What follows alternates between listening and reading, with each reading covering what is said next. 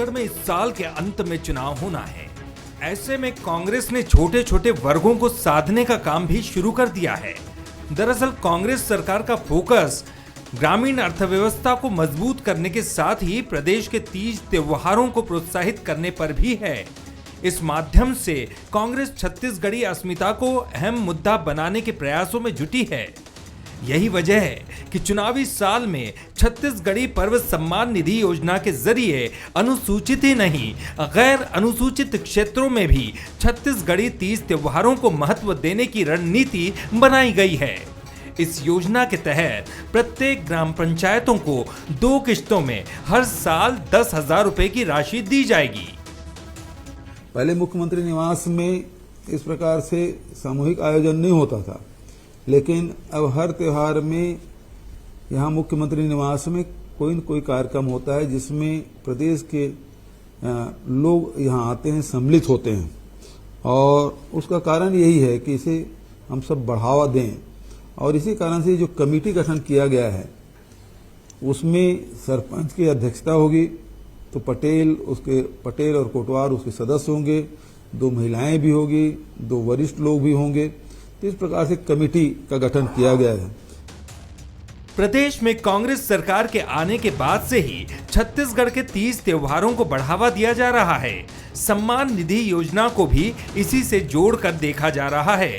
हालांकि योजना की शुरुआत के साथ ही इसे लेकर सियासत भी शुरू हो गई है। बीजेपी ने योजना के जरिए कांग्रेस को घेरा। देखो, पर्व योजना जो है ये अब चुनाव जैसे जैसे नज़दीक आ रहा है, इनको सभी जाति धर्म सब याद आ रहे हैं और खजाने में पैसा नहीं है। घोषणा इनकी बहुत बड़ी बड़ी है और अच्छे से जानता है हर समाज कि जो है ये हमारी घोषणाओं को पूरा नहीं करेगी। और छत्तीसगढ़ की संस्कृति और संस्कार ये छत्तीसगढ़ की विरासत में है, जिसको बिगाड़ने का आप काम कर रहे हो। चुनावी साल है तो अलग अलग वर्ग के वोटर्स को साध कर एक वोट बैंक तैयार करने की कोशिश में कांग्रेस दिख रही है। इतना ही नहीं, छत्तीसगढ़ी अस्मिता के मुद्दे पर अब बीजेपी और कांग्रेस आमने सामने भी नजर आ रही है। बहरहाल ये देखना होगा कि संस्कृति और परंपरा को सम्मान दिलाकर कांग्रेस को इसका चुनाव में कितना फायदा पहुंचता है। कुलेश्वर पांडे, बंसल न्यूज, रायपुर।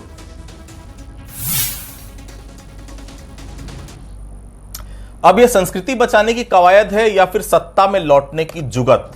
लेकिन एक बात तो तय है कि मुख्यमंत्री भूपेश बघेल ने सत्ता में आते ही ग्रामीण संस्कृति और परिवेश को बढ़ावा देने की जो पहल शुरू की थी वह सत्ता के 5वें साल में भी जारी है। कुछ लोग इसे वोट के नजरिए से भले देखें, लेकिन मुख्यमंत्री भूपेश बघेल आज छत्तीसगढ़ी पर्व सम्मान निधि आज जो उन्होंने शुरू की है खूब चर्चाओं में आ गई है। नमस्कार, आज के मुद्दे में आप सभी का स्वागत है। मैं हूं आदित्य नामदेव। छत्तीसगढ़ में पर्व और संस्कृति की अद्भुत विरासत रही है। कहते हैं कि छत्तीसगढ़ में शायद ही कोई महीना होता होगा जब तीज त्योहार और पर्व न होते हों। जाहिर है आज जब मुख्यमंत्री ने पर्व सम्मान निधि की योजना की शुरुआत की होगी तो उनके जहन में भी 2 बातें अवश्य आई होगी।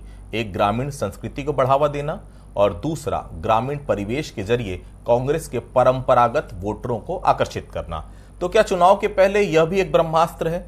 छत्तीसगढ़ी पर्व सम्मान निधि योजना के जरिए कांग्रेस क्या अपने परंपरागत वोटरों को चुनाव के पहले रिझाने की कोशिश में जुट गई है, या फिर कांग्रेस अपने उसी वादे पर कायम है जब मुख्यमंत्री भूपेश बघेल बोला करते हैं कि उनके शासनकाल में छत्तीसगढ़ भी बढ़ा है और छत्तीसगढ़ी अस्मिता को भी बढ़ावा दिया जा रहा है। चर्चा हम आज इस बात पर भी करेंगे कि पर्व सम्मान निधि क्या चुनावी दाव है, या फिर बीजेपी के आरोप पर यकीन करें तो यह फिजूल खर्ची और अपने लोगों को उपकृत करने का जरिया है। चर्चा आज हम खुलकर इसी बात पर करेंगे। हमारे साथ बातचीत करने के लिए 3 बेहद खास मेहमान मौजूद हैं। हमारे साथ राजीव चक्रवर्ती साहब हैं, भारतीय जनता पार्टी के वरिष्ठ नेता प्रवक्ता, बहुत स्वागत करता हूं उनका। हमारे साथ अजय साहू जी हैं, कांग्रेस के वरिष्ठ नेता हैं, प्रखर प्रवक्ता हैं, बहुत स्वागत करता हूं उनका। और राजनीतिक विश्लेषक के तौर पर हमारे साथ डॉक्टर अजय चंद्राकर साहब मौजूद हैं, मैं बहुत स्वागत करता हूं उनका। सबसे पहले चक्रवर्ती साहब से ही सवाल करूंगा, भारतीय जनता पार्टी से जो मेरे साथ जुड़े हुए हैं। चक्रवर्ती साहब, अच्छा लग रहा होगा आपको भी, आप लोग भी पर्व मनाते हैं, तीज त्योहार मनाते हैं, तो सरकार पैसा देने जा रही पर्व मनाने के लिए। आप लोगों को इसी बात का टेंशन हुआ करता था कि पर्व आ रहा है, पॉकेट से पैसा जाएगा। अब सरकार दे रही, दिक्कत क्या है? तारीफ तो कर दीजिए एक बार मुख्यमंत्री भूपेश बघेल की कम से कम। यह वैसे भी संस्कृति की बातें हो रही है, सियासत की बात तो है नहीं। आज कुछ कह दीजिए, तारीफ के 2 शब्द, कम से कम पैसे भी मिल रहे हैं अब तो पर्व मनाने के। अरे आदित्य जी, हम तो पर्व, संस्कृति, राष्ट्रीयता और अपनी संस्कृति जो बहुआयामी संस्कृति, उसके लिए मर मिटने वाले लोग हैं। अच्छी बात है, संस्कृति बढ़नी चाहिए। नहीं, सुनिए तो, देखिए क्या होता है, एक रंगा सियार रहता है जो लोगों को डराता है और अंतर्गत जंगल के भोले भाले लोगों को शिकार करता है। तो किसी की जागीर नहीं है, संस्कृति तो पहले से चले आ रही है। आज छत्तीसगढ़ की आप देखेंगे गोंडी संस्कृति, हल्बी संस्कृति, सतनामी बंधुओं की संस्कृति, सारे लोगों की शानदार संस्कृति फलीभूत आती है। और एक हम आते हैं कि हमको इसे कहते हैं कि हमारी शानदार छत्तीसगढ़ी संस्कृति। किसी की जागीर नहीं है, सब कोई अपने यहाँ उत्सव पर्व मनाबो, उत्सव मनाबो, ये कोई नई चीज नहीं है। हाँ, लेकिन उसका सरकारीकरण करके ये दिखाया जाता है कि संस्कृति तो पहले थी नहीं, वो आज शुरू हुई है। उस चीज का विरोध है। संस्कृति किसी के घर की कोई ब्रांडेड नहीं है और कोई उसका उपभोग नहीं कर सकता है। तो ये संस्कृति पुराने समय से चले आ रही है, आज है, कल थी और आज रहेगी। हम तो राष्ट्रीय संस्कृति की बात करते हैं, जिससे जो राष्ट्रीयता के ओत प्रोत से भावनाओं के पूरी भारत हम सब एक है। हमारी विविध सांस्कृतिक भावनाओं के बावजूद भी हम एक हैं। ये संस्कृति को लेके चलते हैं। तो छत्तीसगढ़ी संस्कृति को बिल्कुल आत्मसम्मान हृदय से वो करते हैं। तीजा, पोरा, हर त्योहार पहले सदियों से मनता आ रहा है, पर ऐसा दिखाया जाता पहले नहीं था, ये आज आया है। माने जैसे राज दरबार की संस्कृति किसी के दरबार की दासी है, ऐसे नहीं होता। संस्कृति सबकी, जन जन की है। हाँ, लेकिन दुख इस बात का आदित्य जी कि बस्तर के भोले भाले आदिवासी आज पिछले 4 वर्षों में खटिया पे लाद के लिए जाते थे।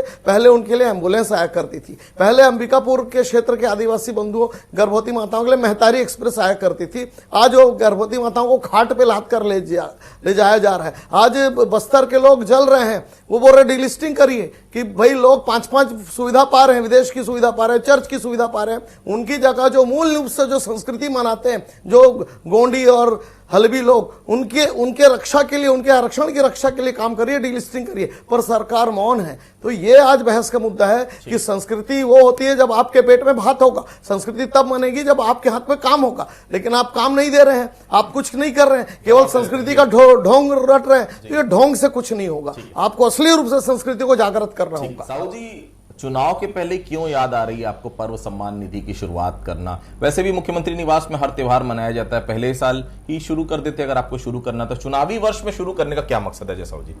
देखिए आदित्य जी, छत्तीसगढ़ की जनता ने जो जनादेश हमें दिया था वो 5 साल के लिए दिया था। और हमारी सरकार जिस दिन से बनी है उस दिन से छत्तीसगढ़ की जो लोक परंपरा, संस्कृति, छत्तीसगढ़ के 30 त्योहार, छत्तीसगढ़ के लोगों के दुख दर्द को समझना, छत्तीसगढ़ की तासीर क्या है, छत्तीसगढ़ को किस तरीके से आगे एक समृद्ध छत्तीसगढ़ बनाया जाए और छत्तीसगढ़ किस तरीके से विश्व के मानचित्र पर चमकता हुआ सितारा दिखे।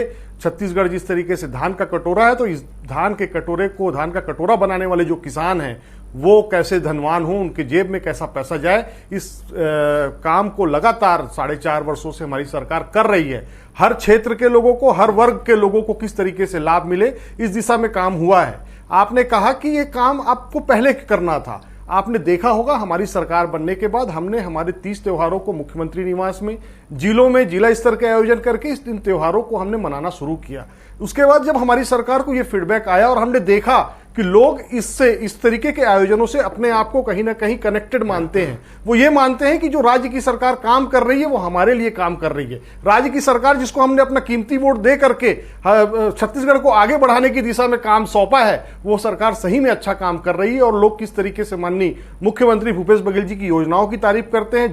जो भेंट मुलाकात कार्यक्रम चल रही है, अपने आप में हिंदुस्तान में इकलौता मॉडल है कि मुख्यमंत्री प्रत्येक विधानसभा क्षेत्रों में जाकर के पूरा एक दिन एक विधानसभा को देते हैं। ये काम, ये सारी चीजें जो है वो भारतीय जनता पार्टी के लोगों को समझ में नहीं आएगी। जब हमारी सरकार ने देखा कि लोग जुड़ रहे हैं तो हमने एक योजना बनाई और ये कहा कि सरकार, अगर आप इमेजिन करिए कि किसी पंचायत को अगर 5,000 रुपए, 10,000 रुपए दिया जाता है तो उससे किसी का भला नहीं होने वाला, लेकिन उसमें और पैसा मिला करके वो लोग उस आयोजन को ग्राम पंचायत स्तर में बड़ा इस आयोजन कर सकेंगे, जिससे उस गांव के लोगों का भी एक भागीदारी उस आयोजन में होगा, और इससे हमारी जो आने वाली पीढ़ी है वो समझ पाएगी कि हमारी लोक परंपरा संस्कृति को हमारे पुरखों ने किस तरीके से उसको बनाया है और उसका वैज्ञानिक कारण क्या है, इसको लोग समझ पाएंगे। तो हम ये चाहते हैं कि हमारे जो बच्चे हैं, छत्तीसगढ़ को बने 20 वर्ष हो गए, 23 वर्ष होने को है, हमारे बच्चों को जो चीजें नहीं मिल पाई, जो लोक परंपरा संस्कृति का भान उन्हें नहीं था, वो चीजें कम से कम हमारे आने वाली पीढ़ी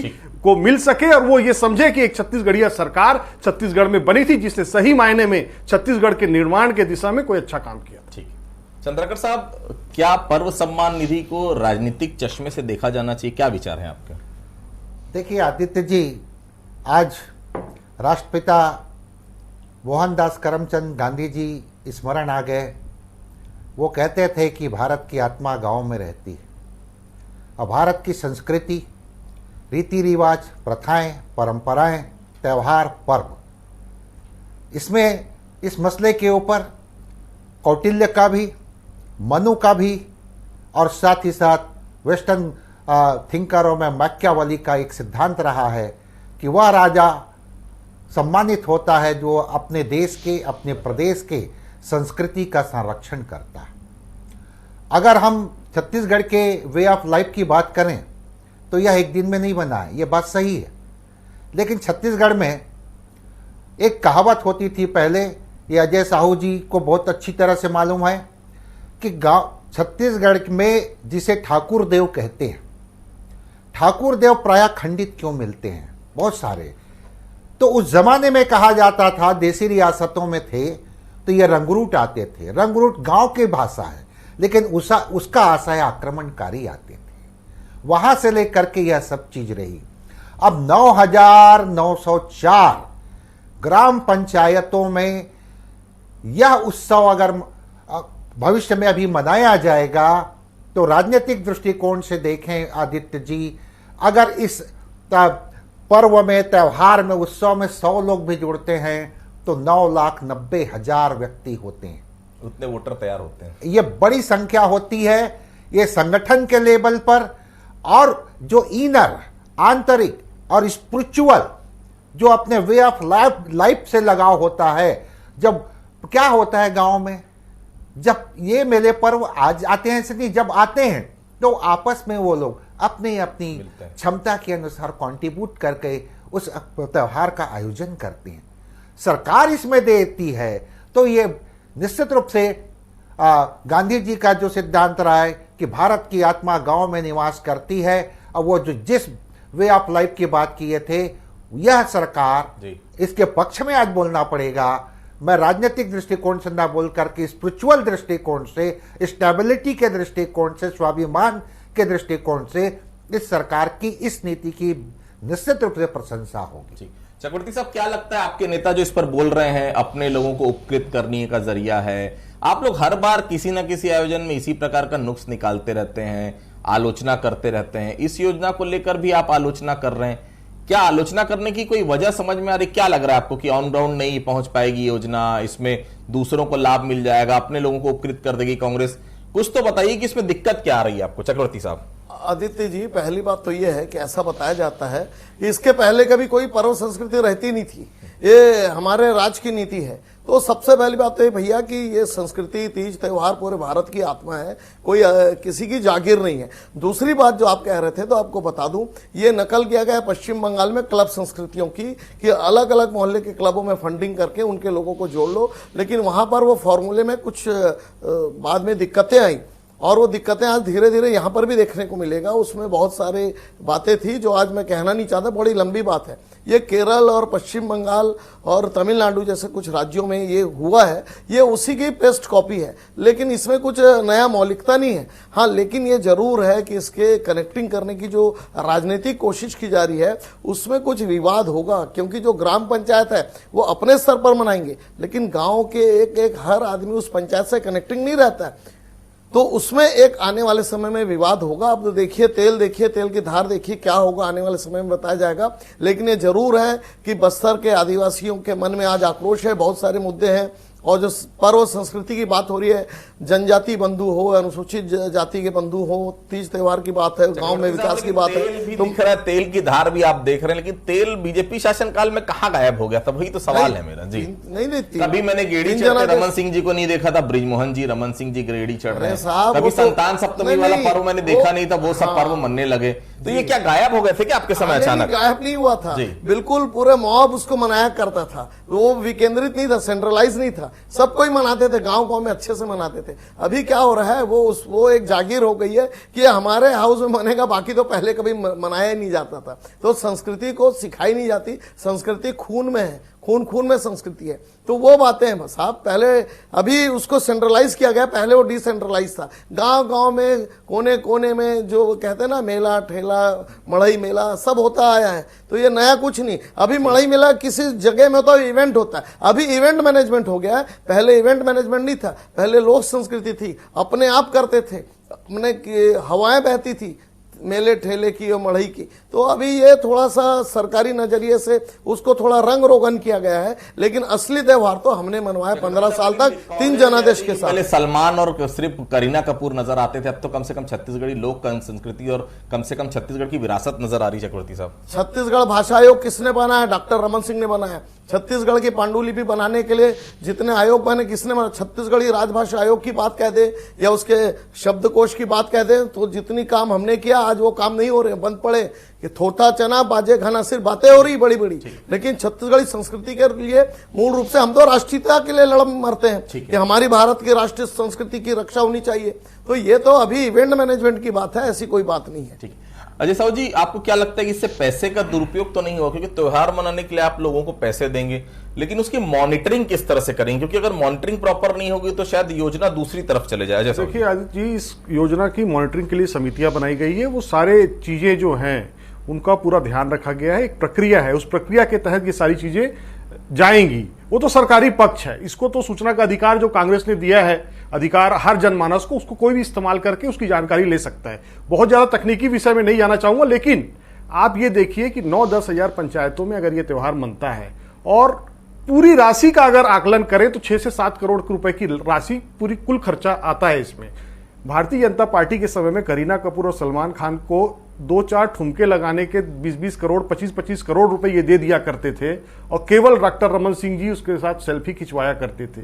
आज छत्तीसगढ़ के लोक परंपरा त्योहार को अगर ग्रामीण जन मना रहे हैं, एक साथ एकजुट होकर के मना रहे हैं, तो भारतीय जनता पार्टी की पेट में दर्द हो रहा है।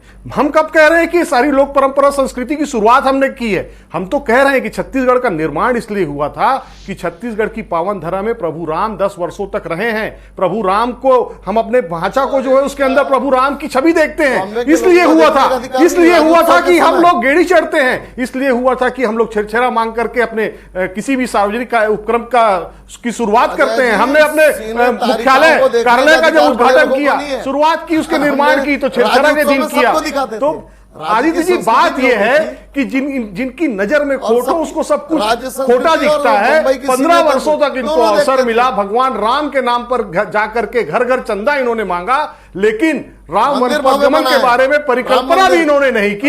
ये भारतीय जनता पार्टी का चरित्र है, इसे छत्तीसगढ़ की जनता देख रही है। और 2023 में आप देखिएगा कि भारतीय जनता पार्टी विपक्ष में रहने लायक भी रहती है कि नहीं रहती है, लेकिन ये झूठ इतनी जोर से बोलते हैं, एक साथ बोलते हैं, ऐसा माहौल बनाते हैं, दंगे करवाते हैं, 2 समुदायों को लड़ाते हैं और टीवी में बैठ करके कहते हैं कि हम तो राष्ट्रवाद की बात करते हैं। और जब सैनिक अपनी जान देता होता है, शहादत देता होता है, तो उनको जहाज नहीं दिया जाता। इस देश की राष्ट्रपति का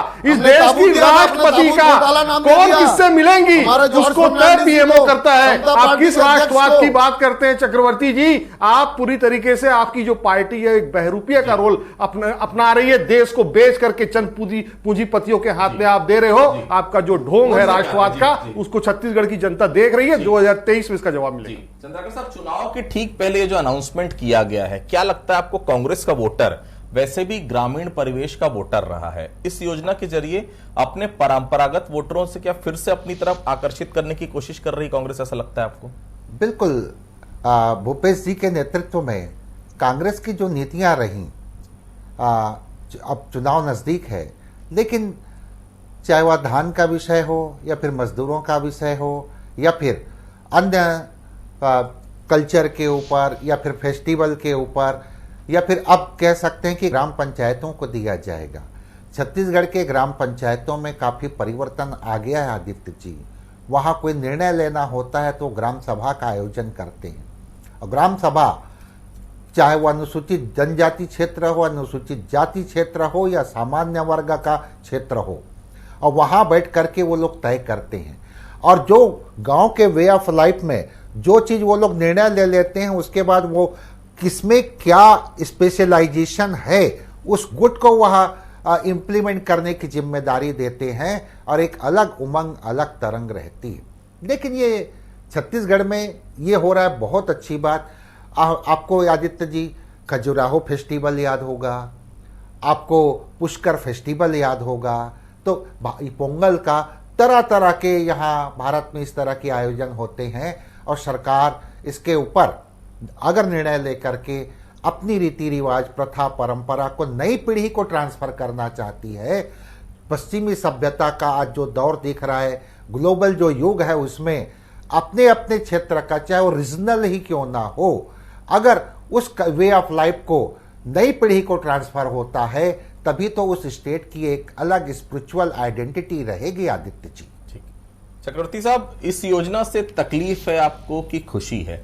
और अगर तकलीफ है तो क्या इस पर कुछ सुधार होना चाहिए? क्या सुधार के लिए कुछ सरकार है? अजय साहू जी यहाँ बैठे हैं, सरकार के प्रवक्ता हैं, माफ कीजिए कांग्रेस के प्रवक्ता, लेकिन सरकार तक आपकी बात जरूर पहुंचाएंगे। कुछ सुझाव है तो दे दीजिए भाई, योजना अच्छी है लेकिन इसमें इफ एंड बट्स अगर कुछ आपको नजर आ रहे हैं तो आप बता सकते हैं, शायद सुधार कर लें अजय साहू जी। चक्रवर्ती साहब। आदित्य जी, मैंने कहा ना कि भूखे पेट भजन नहीं गोपाला। छत्तीसगढ़ के मजदूर पलायन कर रहे हैं। छत्तीसगढ़ के मजदूर वहां पे बंधक पाए जाते हैं। कोई पलायन नहीं हो रहा है। अरे आपको झूठ बोलना नहीं आता। कोरोना लॉकडाउन में जितने लोग वापस आए थे उनको भूपेश बघेल जी की सरकार ने उनके गांव में काम दिया है। कोई छत्तीसगढ़ का आदमी बाहर जाकर के काम नहीं कर रहा है। भुखमरी कहाँ है? अरे हम तो चावल दे रहे हैं, हम तो उनके जेब में पैसा डाल रहे हैं। हम तो भूमिहीन मजदूर को भी, भूमिहीन किसान को भी, जिसके पास एक इंच जमीन नहीं है, उसको भी पैसा देने का काम कर रहे हैं ताकि उसको अपनी मातृभूमि से दूर न जाना पड़े। तब मनाएंगे जब गांव में हरियाली हो, गांव का सुखारू, गांव के अंदर अपनी फसल काट कर बैठा हो। वो तो बंधक बना बैठा हुआ है, उसको तो लाइए, तब तो पर्व मनाएंगे। मैंने कहा ना कि आप केवल सरपंच को दे देंगे, किसी ग्राम पंचायत को दे देंगे, लेकिन गांव का आम आदमी रहे, उससे कनेक्टिंग हो। गांव का आम आदमी तो संघर्ष में फंस गया है ये पिछले 42 महीनों में, पिछले 5 वर्षों में। तो उसकी तो दशा दिशा सुधारेंगे तब त्योहार खूब मनाएंगे, और बिल्कुल मनाएंगे। पहले से वो अपने घर से मनाएगा, आपके किसी 10,000 का मोहताज नहीं है, वो तो पहले और अच्छे से मनाएगा। लेकिन शर्त यह है कि पहले गांव की दिशा दशा बदले, पहले ग्रामीण के परिवार की आर्थिक। गुरु घासीदास जयंती के दिन एक विज्ञापन डॉक्टर रमन सिंह जी की सरकार नहीं देती थी। शर्म आनी चाहिए आपको। लोक परंपरा संस्कृति का अपमान करने का जो काम 15 वर्षों में छत्तीसगढ़ में हुआ है, अरे किसने बनाया? कांग्रेस की सरकार ने बनाया है। उसकी शुरुआत किसने की है? और केवल सत्तावी समाज को किस तरीके से वोट बैंक की तरह यूज करना, और उनके आरक्षण पर डकैती डालने का काम करने वाले लोग आज छत्तीसगढ़ के हित की बात कर रहे हैं। अरे जबकि में आपस का पूर्व मंत्री किसानों की जमीन खा जाता है, उनकी जमीन में लिखवा लेता है, फुटबॉल खेल रहा है। तो ये जो दुख दर्द है, आप जब तक छत्तीसगढ़ के ग्रामीणों का आंसू नहीं पोंछेंगे, वो त्योहार कैसे मनाएगा? आप सोचते हैं कि हम 10,000 दे के उसके त्योहार को खरीद लेंगे। अब छत्तीसगढ़िया जाग गया है। अब आपको बताएगा 2023 में भारतीय जनता पार्टी कहां जाएगी, देखिएगा। अजय साहू जी, चुनाव के ठीक पहले जब इस तरह की योजनाओं की आप शुरुआत करेंगे तो देखिए सवाल तो उठेंगे। जिस तरह से कहा जा रहा था कि बीजेपी आपके ग्रामीण वोटरों पर सेंध लगाने की कोशिश में, कहीं ऐसा तो नहीं कि उसी के डर के जवाब में आप लोगों ने ये योजना लॉन्च की, और ये केवल चुनावी योजना तो साबित नहीं हो जाएगी, क्योंकि इस योजना का भविष्य बहुत ज्यादा नजर आ नहीं रहा है। जैसा जी देखिए आदित्य जी, ये योजना 100% सफल होगी। इसका जो रुझान है वो ग्रामीण अंचलों में से किस तरीके से छत्तीसगढ़ की लोक परंपरा संस्कृति के रंग छत्तीसगढ़ की फिजाओं में घुलते हैं, ये आपको देखने को मिलेगा। तो रही बात जो आपने कहा चुनावी वर्ष है, हमने लगातार काम किया है और अपने काम के दम पर हम जनता के बीच जाएंगे और आप देखिएगा 2023 में क्या परिस्थितियां बनती है छत्तीसगढ़ में, भारतीय जनता पार्टी क्या मुद्दे लेकर के जाएगी। 2013 के चुनाव में इन्होंने कहा था 2100 रुपए धान का मूल्य देंगे, नहीं दिया। 300 रुपए धान का बोनस देंगे, नहीं दिया। बिजली बिल के दाम 10 गुना बढ़ा दिए, और लोग नसबंदी जैसे मामूली ऑपरेशनों में लोगों की जाने जाती रही और कोई पूछने तक नहीं गया। लोग मुख्यमंत्री निवास आकर के बेरोजगार आत्महत्या करते रहे, मुख्यमंत्री का दरवाजा नहीं खुला। ऐसी परिस्थितियां छत्तीसगढ़ के लोगों ने देखा है। छत्तीसगढ़िया आदमी मुख्यमंत्री के दरवाजे तक जाने की स्थिति में पिछले 15 वर्षों में नहीं था, लेकिन मुख्यमंत्री भूपेश बघेल के बनते ही किसान का बेटा जिस दिन मुख्यमंत्री बना है, मुख्यमंत्री निवास के दरवाजे पूरे सारे छत्तीसगढ़ियों के लिए खुल गए हैं। ठीक, चक्रवर्ती साहब जी चंद्राकर साहब, आखिरी सवाल, ऐसी योजना से क्या सरकार को लाभ होता है ऐसे समय में जब चुनाव नजदीक है? तो क्या इस तरह की योजनाएं सरकार जानबूझकर लॉन्च करती है ताकि इसका राजनीतिक लाभ मिल सके? किस तरह से देख रहे हैं आप चंद्राकर साहब? बिल्कुल, जो भी पार्टी सत्ता में रहती है या फिर राजनीतिक दल हैं, चुनाव के समय इस तरह का अगर डिक्लेरेशन करती हैं तो उसका लाभ तो अवश्य उसको मिलेगा, इसी आशा के साथ वो करते हैं। लेकिन यहाँ पर संगठन के दृष्टिकोण से आप देखेंगे आदित्य जी, 9,904 ग्राम पंचायत, ये बहुत बड़ा संगठन के रूप में एक प्रकार से उनके लिए फेवरेबल नजर आता है। जी, तो देखिए, छत्तीसगढ़ी परब सम्मान निधि की शुरुआत सरकार ने कर दी है। तौर पर कोई भी पॉलिटिकल पार्टी अगर सत्ता में है तो वो अपने वोटरों की तरफ जरूर देखते हैं, और ग्रामीण परिवेश के वोटर वैसे भी कांग्रेस के साथ जिस समय से कर्ज माफी हुई उसके बाद जिस तरह से 2500 और अब तो 2800 देने की बात हो रही, ग्रामीण परिवेश में जिस तरह से कांग्रेस ने योजनाएं लागू की है, कांग्रेस सरकार ने जिस तरह से योजना लेकर आई, निश्चित तौर पर ग्रामीण वोटरों को रिझाने का एक और प्रयास के तौर पर छत्तीसगढ़ी पर्व सम्मान निधि नजर आ रही है। कितना फायदा मिलेगा 2023 का चुनाव बताएगा, लेकिन एक बात बहुत साफ है, भारतीय जनता पार्टी को जल्द से जल्द इन सब योजनाओं की काट निकालनी चाहिए। आप सभी लोग हमारे साथ जुड़े, आप सभी लोगों को बहुत बहुत धन्यवाद। तो आज के मुद्दे फिलहाल इतना ही, कल किसी अन्य मुद्दे पर फिर से मुलाकात होगी, तब तक के लिए बहुत बहुत धन्यवाद।